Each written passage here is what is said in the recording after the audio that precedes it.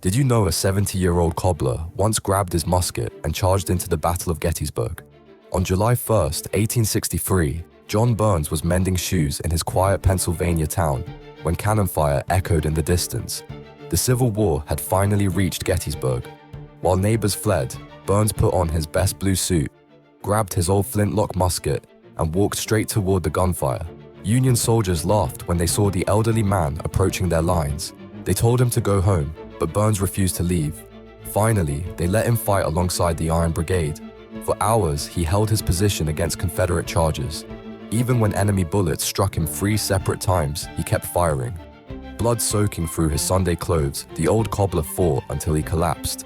Somehow, he survived his wounds and became a living legend. A simple shoemaker had shown that courage knows no age limit. His determination inspired a nation torn apart by war.